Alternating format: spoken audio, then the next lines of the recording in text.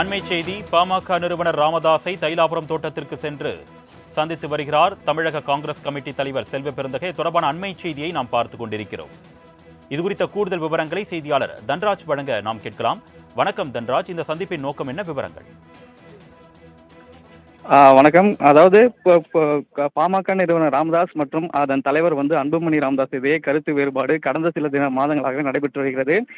இந்த இவர்களுக்கு ஏற்பட்டுள்ள இந்த கருத்து வேறுபாடு முடிவு கொண்டு உட்கட்சி அந்த பாமக கட்சி நிலவக்கூடிய அந்த பிரச்சனைகளை முடிவு கொண்டு வருவதற்கான பல்வேறு கட்ட நடவடிக்கைகளை கட்சியினரும் மற்ற கட்சியை சேர்ந்த நிர்வாகிகளும் ஈடுபட்டு வருகின்றனர். குறிப்பாக கடந்த சில தினங்களுக்கு முன்பு ஆடிட்டர் குருமூர்த்தி, சைத துரைசாமி ஆகியோர் தைலாபுரம் தோட்டத்திற்கு நேரடியாக ராமதாஸை சந்தித்து இந்த பிரச்சனை தொடர்பாக பேசினர். இதில் இருவரும் சமாதானமாக முயற்சி மேற்கொண்டனர். அந்த முயற்சி தோல்வியில் முடிந்தது. தொடர்ந்து அன்புமணிக்கும் ராமதாஸிற்கும் இடையே அந்த விரிசலானது அதிகரித்துக் கொண்டே வந்தது. ஒரு தரப்பினரை ராமதாஸை நியமிப்பதும் ஒரு திறப்பினரை அன்புமணி ராமதாஸ் நீக்குவதுமான மோதல் தொடர்ந்து நிலை வந்த நிலையில் தற்போது தைலாபுரம் தோட்டத்திற்கு தமிழக காங்கிரஸ் தலைவர் செல்வ பெருந்தகை திடீரென வந்துள்ளார்.